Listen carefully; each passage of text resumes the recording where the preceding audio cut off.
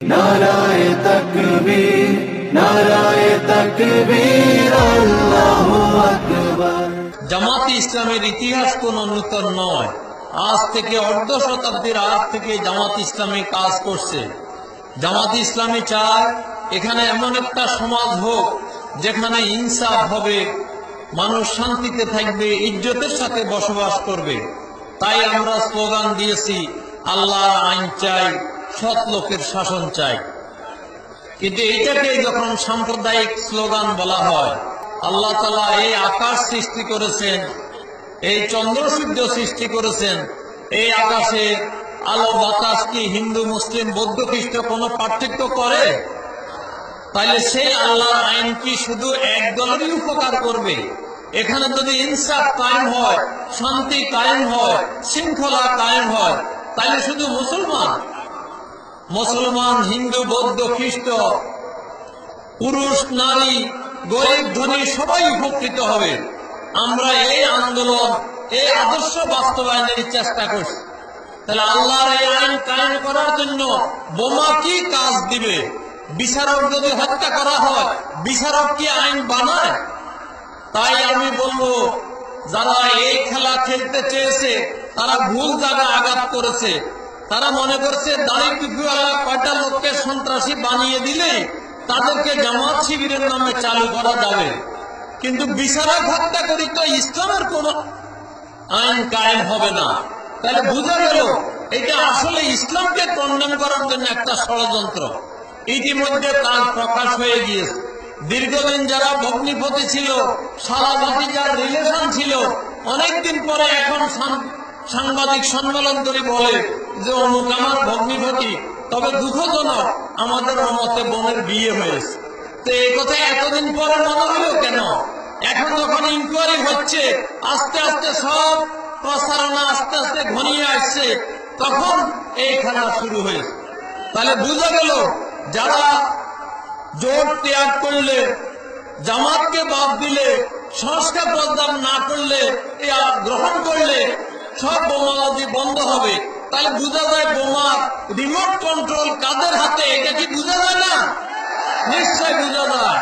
কোরআনের আলোকে সমাজ বিনির্মাণ, হাজার জুলুম বাধা উতরে যাবে। জামাতে ইসলামের ইতিহাস কোনো নূতন নয়। আজ থেকে অর্ধ শতাব্দীর আগ থেকে জামাত ইসলামী কাজ করছে। জামাত ইসলামী চায় এখানে এমন একটা সমাজ হোক যেখানে ইনসাফ হবে, মানুষ শান্তিতে থাকবে, ইজ্জতের সাথে বসবাস করবে। তাই আমরা স্লোগান দিয়েছি, আল্লাহর আইন চাই, সৎ লোকের শাসন চাই। কিন্তু এটাকে যখন সাম্প্রদায়িক স্লোগান বলা হয়, আল্লাহ তাআলা এই আকাশ সৃষ্টি করেছেন, এই চন্দ্র সূর্য সৃষ্টি করেছেন, এই আকাশে আলো বাতাস কি হিন্দু মুসলিম বৌদ্ধ খ্রিস্ট কোনো পার্থক্য করে? তাইলে সেই আল্লাহর আইন কি শুধু এক দলেরই উপকার করবে? এখানে যদি ইনসাফ কায়েম হয়, শান্তি কায়েম হয়, শৃঙ্খলা কায়েম হয়, তাইলে শুধু মুসলমান হিন্দু বৌদ্ধ খ্রিস্ট, পুরুষ নারী গরিব ধনী সবাই উপকৃত হবে। আমরা এই আন্দোলন, এই আদর্শ বাস্তবায়নের চেষ্টা করছি। তাহলে আল্লাহর এই আইন কায়েম করার জন্য বোমা কি কাজ দিবে? বিচারক যদি হত্যা করা হয়, বিচারক কি আইন বানায়? তাই আমি বলবো, যারা এই খেলা খেলতে চেয়েছে তারা ভুল জায়গায় আঘাত করেছে। তারা মনে করছে দাড়ি টুপিওয়ালা কয়টা লোককে সন্ত্রাসী বানিয়ে দিলে তাদেরকে জামাত শিবিরের নামে চালু করা যাবে। কিন্তু বিচারক হত্যা করি তো ইসলামের কোন আইন কায়েম হবে না। তাহলে বোঝা গেল এটা আসলে ইসলামকে কন্ডেম করার জন্য একটা ষড়যন্ত্র। ইতিমধ্যে তার প্রকাশ হয়ে গিয়েছে।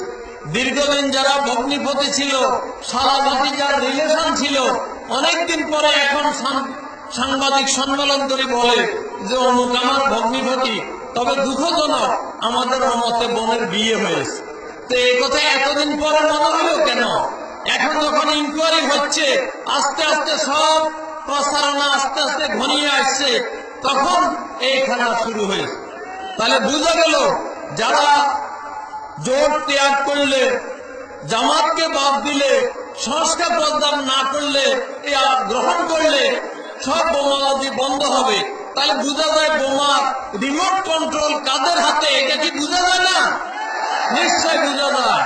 কোরআনের আলোকে সমাজ বিনির্মাণে হাজার জুলুম বাধা উতরে যাবে।